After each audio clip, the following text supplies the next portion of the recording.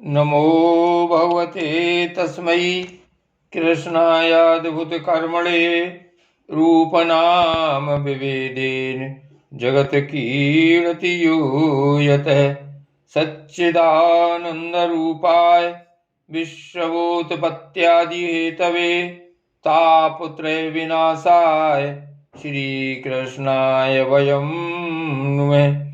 श्री वल्लभ विठ्ठल गिरधारी श्री यमुने जी की बलिहारी गोपी जन वल्लभ गिरधारी श्री महाप्रभु जी की बलिहारी श्री वल्लभ विठ्ठल गिरधारी श्री यमुने जी की बलिहारी गोपी जन वल्लभ गिरधारी श्री महाप्रभु जी की बलिहारी श्री वल्लभ विठ्ठल गिरधारी श्री यमुने जी की बलिहारी गोपी जन वल्लभ गिरधारी श्री महाप्रभु जी की बलिहारी।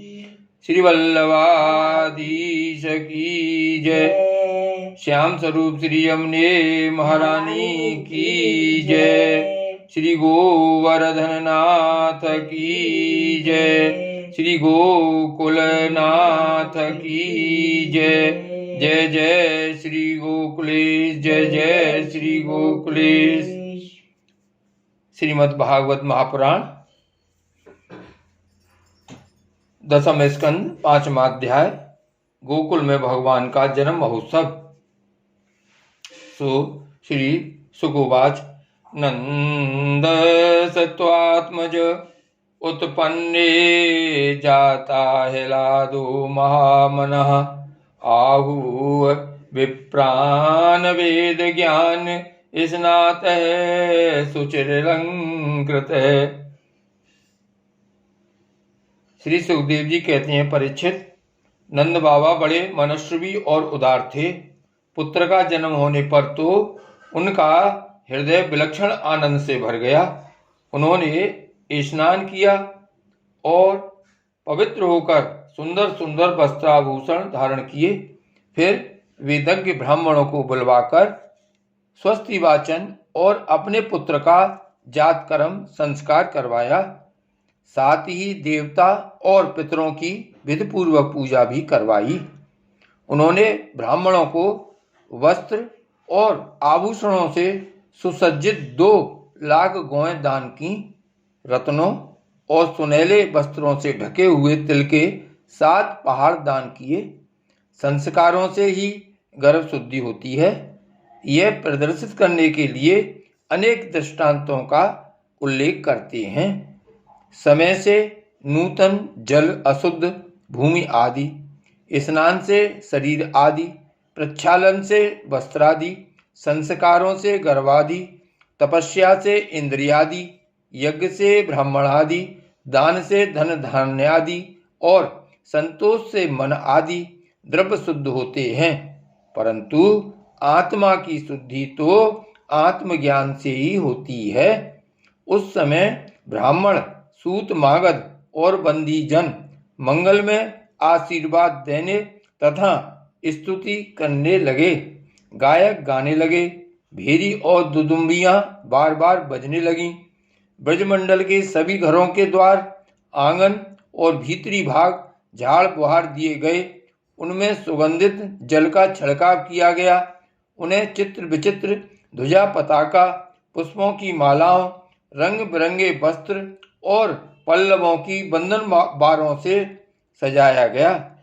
गाय, बैल और बछड़ों के अंगों में हल्दी तेल का लेप कर दिया गया और उन्हें गेरू आदि रंगीन धातुएं, मोरपंख, फूलों के हार, तरह तरह के सुंदर वस्त्र और सोने की जंजीरों से सजा दिया गया। परीक्षित, सभी ग्वाल बहुमूल्य वस्त्र, गहने, अंगरखे और पगड़ियों से सुसज्जित होकर और अपने हाथों में भेंट की बहुत सी सामग्रियां ले लेकर नंद बाबा के घर आए। यशोदा जी के पुत्र हुआ है, यह सुनकर गोपियों को भी बड़ा आनंद हुआ। उन्होंने सुंदर सुंदर वस्त्र, आभूषण और अंजन आदि से अपना श्रृंगार किया। गोपियों के मुख कमल बड़े ही सुंदर जान पड़ते थे। उन पर लगी हुई कुमकुम ऐसी लगती मानो कमल की केसर हो। उनके नितंब बड़े बड़े थे। वे भेंट की सामग्री ले लेकर जल्दी जल्दी यशोदा जी के पास चलीं। उस समय उनके पयोधर हिल रहे थे। गोपियों के कानों में चमकती हुई मणियों के कुंडल झिलमिला रहे थे। गले में सोने के हार, हेकल या हुमेल जगमगा रहे थे। वे बड़े सुंदर सुंदर रंग बिरंगे वस्त्र पहने हुए थीं। मार्ग में उनकी चोटियों में गुथे हुए फूल बरसते जा रहे थे। हाथों में जड़ाऊ कंगन अलग ही चमक रहे थे। उनके कानों के कुंडल, पयोधर और हार हिलते जाते थे। इस प्रकार नंद बाबा के घर जाते समय उनकी शोभा बड़ी अनूठी जान पड़ती थी। नंद बाबा के घर जाकर वे नवजात शिशु को आशीर्वाद देती, यह चिरजीवी हो भगवान, इसकी रक्षा करो, और लोगों पर हल्दी तेल से मिला हुआ पानी छिड़क देती तथा ऊंचे स्वर से मंगल गान करती थीं। भगवान श्री कृष्ण समस्त जगत के एकमात्र स्वामी हैं। उनके ऐश्वर्य, माधुर्य, वात्सल्य सभी अनंत हैं। वे जब नंद बाबा के ब्रज में प्रकट हुए उस समय उनके जन्म का महान उत्सव मनाया गया।